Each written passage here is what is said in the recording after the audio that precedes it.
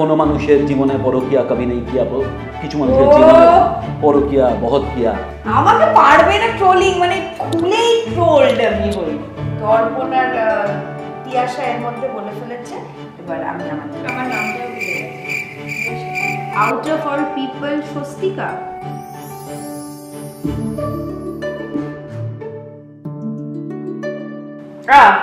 বসন্ত এসে গেছে, ট্রেলারে চন্দ্রিমাকে নিয়ে অনেক ভালো খারাপ কথা বলা হয়েছে, তো সেখান থেকে আমরা কিছু কিছু not so good not so happening কথা আর কমেন্টস তুলে এনেছি। দর্পণার তিয়াশা এর মধ্যে বলে ফেলেছে। এবার আমি আমার নামটা বলে তিয়াশা তো ভালো ক্যারেক্টারটা প্লে করেছে সাক্ষী।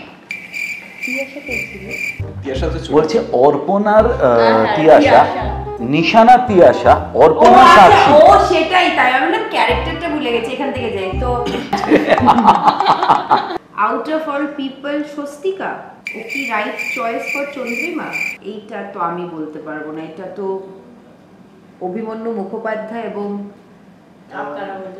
বসন্ত এসে গেছে না দেখলে তো চন্দ্রিমা কি এবং কেন সেটা বোঝা যাবে না। সুতরাং স্বস্তিকা কতটা জাস্টিফাইড এই চরিত্রের জন্য এবং Swastika was the only choice এই চরিত্রের জন্য, সেটা জানতে গেলে দেখতে হবে 24শে মে বসন্ত এসে গেছে। বারবার করে বলতে থাকবো। হ্যাঁ হ্যাঁ, স্বস্তিকা কি আর এই বেচারা বহু, ওটা বহু হবে, বহু বহু স্বস্তিকা কি আর এই বেচারা বহু টাইপ কাজটা ছেড়ে বেরোবে না? উত্তর দেবো এটার আমি। প্রথমত এখানে কেউ বেচারা নয়, এখানে কোনো সিম্প্যাথি গ্রাউন্ডে আমরা ক্যারেক্টারটাকে পোর্ট্রে করিনি বা ক্যারেক্টারটা লেখা হয়নি, চন্দ্রিমার ক্যারেক্টারটা। এটা আসলে এমন একটা সুতোয় আমরা দাঁড়িয়ে আছি যেটা মানে এক ফসলাও কিছু বললে না আমরা পুরো ক্যারেক্টারটাকে রিভিল করে দেবো বা পুরো স্টোরিটাকে রিভিল করে দেবো, সেটা এখনই আমরা কেউই বলতে চাইছি না, আমিও বলতে চাইছি না চন্দ্রিমার ক্যারেক্টারটা। এইটা আপনারা যখন 24শে মে আড্ডা টাইমসে দেখবেন আমাদের সিরিজ বসন্ত এসে গেছে, তখন আপনারা বুঝবেন যে কে বেচারা আর কে বেচারা না। এখানে কোনো এটা কোনো বেচারা বেচারির গল্প নয়। So by my understanding Chandrima নিজেই নিশানকে চিট করতে ইনফ্লুয়েন্স করেছে, বাট নিশান ফাইনালি চিটটা করলে শি ইজ হ্যাভিং প্রবলেমস। এটা হয়, এটা ব্যক্তিগতভাবেও হয়, মানে যারা খুব পজেসিভ বা খুব মেন্টালি স্ট্রেট লাইনে ভাবে না সব জিনিস, এটা হয়। এটা আমি ব্যক্তিগত এক্সপিরিয়েন্স দিয়ে বললাম। সাংঘাতিক, খুব সিরিয়াস। না না না, একদম না, একদম না। আচ্ছা, ট্রেলারের বিভিন্ন রকম কমেন্ট আপনারা করেছেন, তো ভালোগুলো পড়ার কোনো মানে নেই, কারণ ভালোগুলো তো অবভিয়াসলি মানে আমরা অত্যন্ত আনন্দিত এবং আপনাদের কাছে অত্যন্ত গ্রেটফুল, থ্যাঙ্কফুল যে আপনাদের ভালো লেগেছে।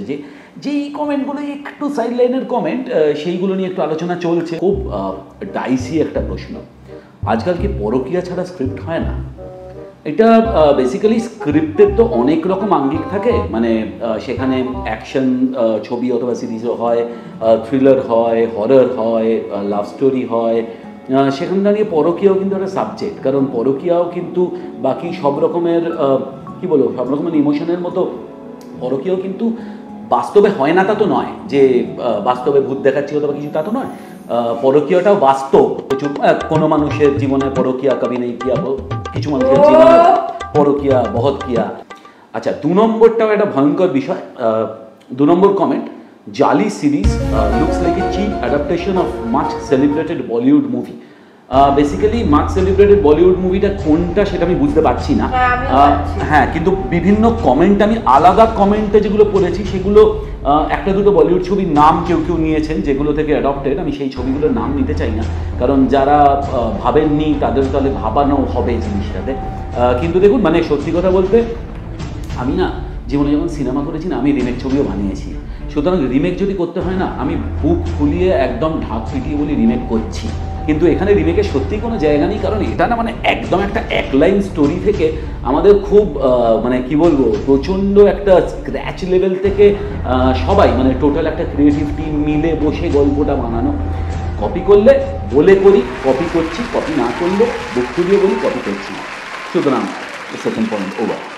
থার্ড, এই চূড়ান্ত গরমেও নাকি বসন্ত এসে গেছে, পারেও এইটা মিউজিক লঞ্চের দিনকে আমরা যখন স্টেজে ছিলাম তখন অনেক প্রশ্ন উঠে এসছে এবং বলেছে এবং পারেও এরা, হ্যাঁ আমরাই পারি। বসন্ত অনেক ভাবে আসে, যেরকম ওই প্রথমটা যেটা বললাম পরকীয়া বহু ভাবে আসে, সেরকমই বসন্ত বহু ভাবে আসে। বসন্তকে শুধু বসন্তকাল বা দোল দিয়ে বিচার করা যায় না, বসন্তকে প্রেম দিয়ে বিচার করা যায়। দেখুন মানে একটা লাভ ট্রায়াঙ্গেল নিয়ে, মানে তিনজনকে নিয়ে বসে আছি যাদের জীবনে ভরন্ত ফুটন্ত প্রেমে মানে পরিপূর্ণ হয়ে গেছে। আচ্ছা, 4 নম্বর হলো ডেট পিছোতে আর কত পিছোবে। বেসিক্যালি দেখুন, মানে আমরা যারা ছবি বানাই অথবা সিরিজ বানাই, অনেক টেকনিক্যালিটিস থাকে যেগুলোর জন্য বিভিন্ন আমাদের ডেট এদিক ওদিক হতে থাকে। মানে সেটা আমি বলছি না যে আমাদের ক্ষেত্রে, এটা মানে কি বলবো, হলিউডের ছবির ক্ষেত্রেও এরকম হয়ে থাকে। কারণ হয়তো কোনো কাজ অসমাপ্ত থেকে যাওয়ার দরুন হয় না, হয়তো কোনো টেকনিক্যাল সমস্যার জন্য হয় না, হয়তো অন্য আরও কিছু রিলিজ আছে সেটার জন্য হয় না। সুতরাং অবভিয়াসলি মানে খারাপ কিছু করে আপনাদের কাছে নিয়ে আসার থেকে না হয় 20 দিন বাদে এলাম ভালো কিছু নিয়ে আপনাদের কাছে, সেটা মনে হয় বেটার। সুতরাং সেই জন্যই পিছোতে আর বেশি দেরি নয়, 24শে মে আপনাদের কাছে চলে আসে বসন্ত এসে গেছে, অনলি অন আড্ডা টাইমস। আমাদের আড্ডা এখন সত্যি জমজমাট। আর অর্পণের ডেট পাওয়া যাচ্ছে, সে তো অন্য ব্যাপার, সেটা নিয়ে তো আর কথা নেই। কারণ অর্পণ আপনি বুঝতেই পারছেন, আপনারা যখন ট্রেলার দেখেছেন দাড়ি গোঁফ নেই, এখন দাড়ি গোঁফ আছে মানে অন্য প্রজেক্টে ঢুকছে। ডেট মানে কাজ পাচ্ছি না বলে দাড়িও কাটছি না। 24শে মে আড্ডা টাইমসে বসন্ত এসে গেছে। Thank you.